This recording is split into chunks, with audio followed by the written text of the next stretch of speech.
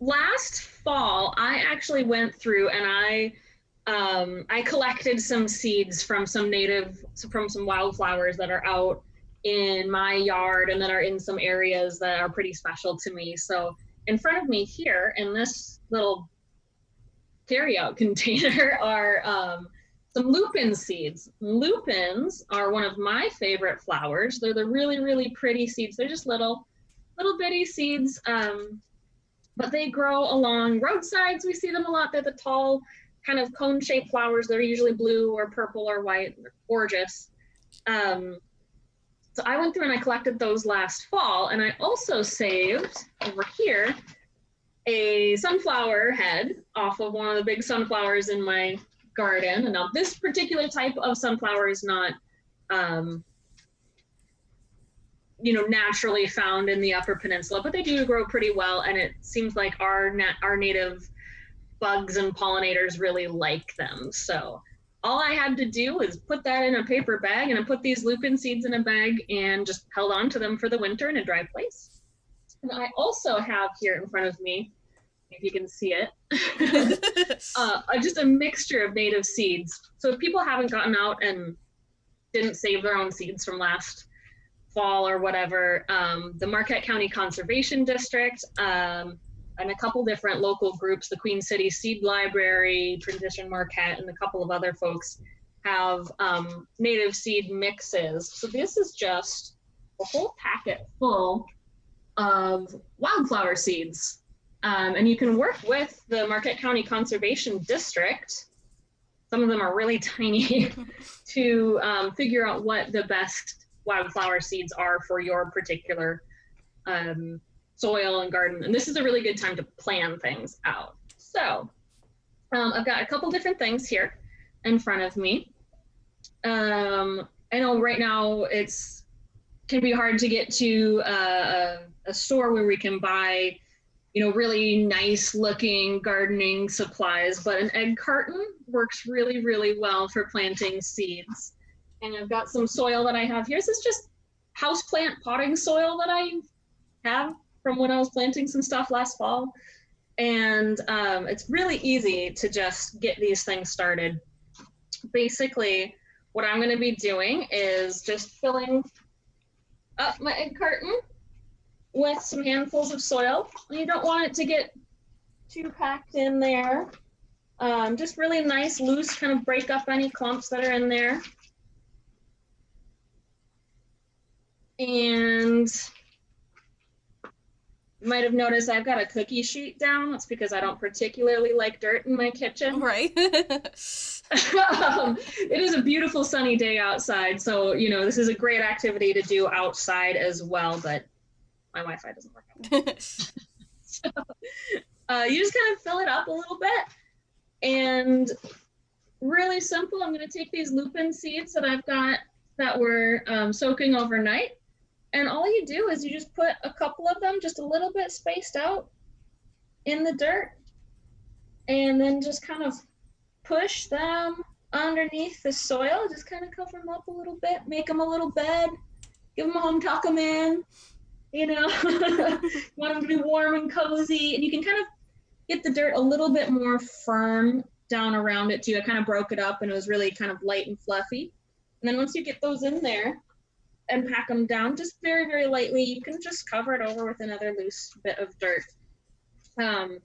This soil that I've got is actually already pretty moist, so I probably won't water it right now, but I'll be keeping it on this cookie sheet because I'm just gonna stick this over in the sunlight underneath my window and make sure it stays nice and wet as we're going.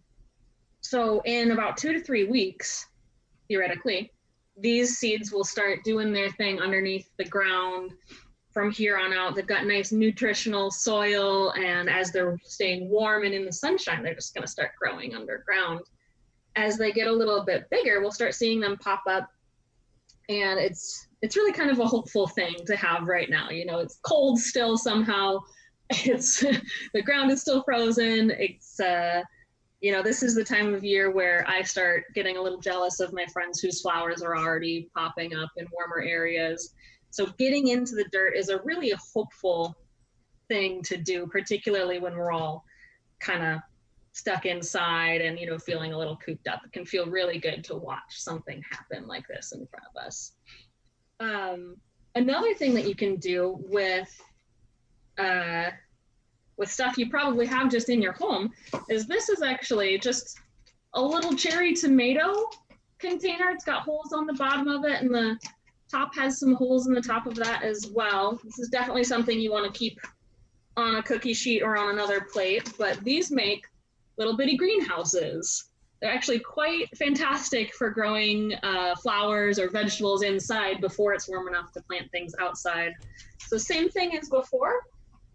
You just fill it up with some dirt. If you're lucky enough to be in a place that's warm enough that you don't have 2 feet of snow in your yard, you can just go get dirt from outside. I just happen to have some of this in my shed still, so, and I don't have dirt outside yet. But that's actually even better. If you're planting wildflowers that are going to go in your yard, it's actually really good to get dirt from outside, from your yard. And if you've got some potting soil, mix it in there because it's really nutrition dense. It's made for germinating seeds, right? Makes sense. But you can just get the dirt that you're going to be planting your native seeds in, particularly wildflowers that are native to the area. They like that dirt a whole lot, you know, that's outside. Mm-hmm. So it's got the right kind of nutrition that they want. Yeah, okay. So when I'm making a little greenhouse, I'm actually gonna only fill this guy up a little bit, mm-hmm. because I'm gonna put this cover back on it, and that'll help it stay really moist inside, and it'll actually cycle all of that moisture in there. You want to make sure it's got some holes in the top, like this one does, so that it's still getting fresh air, but it actually keeps it really warm and really moist in there. And so you'll be able to watch the seeds grow up and get little plants, and they'll stay really, really warm in there. This is a great activity to do with kids if you're trying to teach them about, you know, I know a lot of us have some extra hands that need some busy work around right now, and trying to figure out how to teach them different lessons while we're all home. So this can be a really, really great way to teach kids about where their food comes from, or how plants grow, or how the cycle of the seasons work, because you can put the seeds, like I'll take one of my little sunflower seeds that I've got here from last fall, just nice little seed. You can actually tuck that right along the edge of the clear part of my little tomato container here. You can't quite see it. I don't know. Kinda. Whatever. It's down there.